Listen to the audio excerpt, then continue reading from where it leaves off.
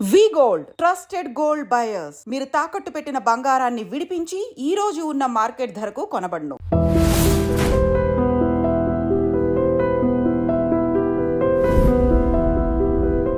అంతఃపురం అంటే గుర్తొచ్చింది నాకు. కృష్ణవంశీ గారిని అడిగాను ఇంటర్వ్యూలో, ఒక నటుడు తాగి ఒక సీన్ యాక్ట్ చేయడం అన్నది ఎంతవరకు కరెక్ట్ అంటే, ఆయన తప్పే ఉంది దాంట్లో, నేను అంతఃపురంలో చేశాను ఆయనతోటి అన్నారు. అది దాంతో మీరు ఎంతవరకు ఏకీభవిస్తారు? చేసేసాం అంటే ప్రతి సీన్లో ప్రతిరోజు చేసిన పని కాదండి. అదే ఆ షాట్లో ప్రతి షాట్కి టెక్లా ఇచ్చేవాను నేను. ఇప్పుడు తాగి అంటే I won't say it's 100% right. Okay, ఇప్పుడు అడవిలో అభిమన్యుడు ఉందండి ఫర్ ఎగ్జాంపుల్, సెకండ్ ఫిల్మ్. అది కొండల్లో చేయాలి, వాటర్లో చేయాలి, అండర్ వాటర్ చేయాలి, కొండలు ఎక్కాలి, జలగలు, ఒళ్ళంతా జలగలు. సో నాన్నగారే హాఫ్ బాటిల్ పంపించేవారు రోజు పొద్దున్నే, తాగేసి రారా షూటింగ్కి అని. ఓకే, బికాస్ కొన్ని సినిమాలు కొన్ని సిచ్యువేషన్స్లో అవి వర్క్ అవుతాయి. ఓకే, ఎందుకంటే ఇప్పుడు ఆ హైట్ 300-400 degrees నుంచి కింద పడి కాలు జారిందంటే కింద పడతాం, కొంచెం ధైర్యం కావాల్సి వస్తుంది. అప్పుడు అంటే అది చాలామంది లేకుండా కూడా చేస్తారు, బట్ అది 100% తప్పని నేను అన్నాను. నేనేం ఇంకేం చేశాను, రేపులు చేశాను, మర్డర్లు చేశాను, తాగాను అంతే. అంటే ఒక ప్రొఫెషన్ అంతఃపురంలో ఆల్ దాట్ ఇప్పుడు ఇన్హిబిషన్స్ అన్నీ పోయి ఆ వైల్డ్ ఫైర్లో ఉండేవాడిని ఎప్పుడు.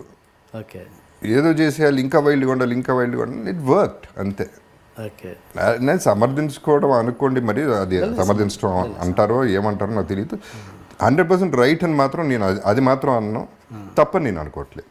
ఓకే, ఓకే, నేను తాగి కొడితే పోనీ ఏమని చెప్పండి, తాగి అమ్మాయిని ముట్టుకుంటే ఏమన్నా అనండి, నా యాక్టింగ్ నేను చేసుకుని నా పద్ధతిలో నేను పోయాను. ఓకే, అంటే నేను ఏంటంటే ఒక నటుడు అనేవాడి వృత్తి ఏంటి, ఒరిజినల్గా బయటికి తీసుకురావడం అన్నది నిజమైన నటుడు లక్షణం కదా, అది తాగి చేస్తే ఎట్లా అన్నది నా డౌట్ అంతే. అన్ని సినిమాలు తాగి చేయం కదా, మిగతా సినిమాల్లో కూడా నాకు నంది అవార్డులు వచ్చినాయి, నాకు తాగకుండానే వచ్చినాయి. పైగా అంతఃపురం ఇట్స్ అన్ ఎగ్జాజరేషన్ అండి, జరిగింది 2 సార్లు. అది సినిమా అంతా చేసిన పని కాదు, అది అడవిలో అభిమన్యుడు జరిగింది. ఇది అంతఃపురం just matter of fact, stating a fact అంతే. అంతవరకే తప్ప అంతకంటే ఏం సీన్ లేదు అక్కడ. రోజు తాగితే అయిపోయేవాడిని వాటికి, షూటింగ్లో కూడా తాగితే. అండ్ మీ వాయిస్ విషయానికి వస్తే, ఫస్ట్లో అసలు ఇదేం వాయిస్ రా అనే దగ్గర నుంచి ఏం వాయిస్ రా బాబు అనే దగ్గరికి వచ్చింది. అది అంటే చాలామంది బయట కొత్తగా వచ్చే నటులకు ఉన్న అభిప్రాయం ఏంటంటే, సిగరెట్ తాగితే బేస్ వాయిస్ వస్తుంది అనేది ఒక అనుమానం ఉంది. అది ఎంతవరకు కరెక్ట్? మీ విషయంలో అదే జరిగిందా లేకపోతే? ఇంపాసిబుల్ కదా, మేబీ కొంచెం ఏమైనా తేడా వస్తుందేమో తప్ప ఇంపాసిబుల్. అది ఎంతమంది సిగరెట్లు ఎన్ని లక్షల మంది సిగరెట్లు కలుస్తున్నారు, అందరికీ సేమ్ వాయిస్ ఉండదుగా. నా అదృష్టం అట్లా కుదిరిందండి అంతే.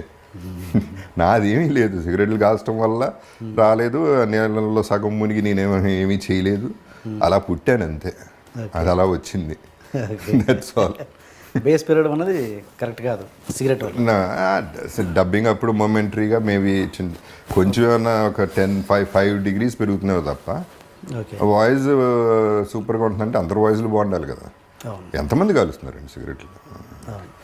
అది ఇంపాసిబుల్, దట్స్ నాట్ పాసిబుల్. సాధన చేస్తే వస్తుందేమో కానీ. మీరేమైనా వాయిస్ ఎక్సర్సైజ్ చేశారా? చేస్తుంటారా ఇప్పటికీ? ఓకే.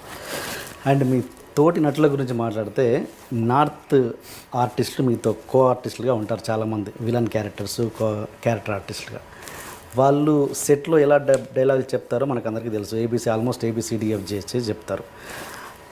అలాంటి వాళ్ళతో మీ కెమిస్ట్రీ ఎలా ఉంటుంది? అంటే ఇబ్బందిగా, ఆ మూడ్ రాకుండా మీరు ఏమైనా ఇబ్బంది పడుతుంటారా కెమిస్ట్రీ రావడానికి? లేదండి, యాటిట్యూడ్ ఉంటే అవతల వాళ్ళకి ఇబ్బంది కలుగుతుంది తప్ప. నేను వేరే భాషలు చేస్తున్నా కదండి, సో అది I don't think that is a part of acting. యాక్టింగ్కి భాష లేదు, అది ఏదైనా ఎవరైనా చేయొచ్చు, సిన్సియారిటీగా. అక్కడ నుంచి కౌంటర్ ఉంటేనే కదా మనకి ఉంటుందండి. ఆ మాత్రం ఎక్స్పీరియన్స్ ఉంది కదా, that is more than. When you know what you have to do. అతను ఏం తన ఇంటెన్షన్ ఏంటి, డైలాగ్ ఏంటి మనకు తెలుసు. కాకపోతే ఏంటంటే వీఆర్ కాన్సన్ట్రేటింగ్ అని, చెవులేమో డైలాగ్ మీద ఉంది, చూపేమో తన మీద ఉంటుంది. So expression will come automatically. Okay, మీరు అదర్ లాంగ్వేజ్లో పోతున్నప్పుడు ఎలా వేరే వాళ్ళు డబ్బింగ్ చెప్పడమేనా మీరు చెప్తున్నారా? మలయాళం వేరే వాళ్ళు చెప్పారు, తమిళ్ నేను చెప్తాను, కన్నడ వేరే వాళ్ళే చెప్పారు డబ్బింగ్ వర్క్. ఇట్లా మీరు దాన్ని నేర్చుకొని చేయాలన్న ఉద్దేశం లేరా ప్రకాష్ రాజ్ గారి లాగా? లేదండి. అంటే Malayalam basically first of all 1-2 films చేశాను నేను. మలయాళంలో ఒకటి చేశాను, ఇప్పుడు ఇంకో 2 చేస్తున్నా. కన్నడ 2-3 చేశాను. దాంట్లో 2 పెద్ద ఆడలేదు, తర్వాత పెద్ద సినిమాలు రాలేదు. సో అది ఎప్పుడు వస్తుందంటే లాంగ్వేజ్. ప్రకాష్ రాజ్ కూడా ఫస్ట్ సినిమాకి ఏం నేర్చుకోలేదు. కొన్ని సినిమాలు హిట్ అయ్యి ఇప్పుడు ఎంకరేజ్మెంట్ ఉన్నప్పుడే కదా ఇవన్నీ. అక్కడ ఎంకరేజింగ్గా ఉంది అంటే నేర్చుకుంటాం, న్యాచురల్గా నేర్చుకుంటాం, ఆటోమేటిక్గా రావటం మొదలవుతుంది. అండ్ ఇంటరాక్షన్ అయిన కొద్దీ, కలిసిన కొద్దీ, నెంబర్ ఆఫ్ డేస్ అయిన కొద్దీ వచ్చేస్తుంది భాష.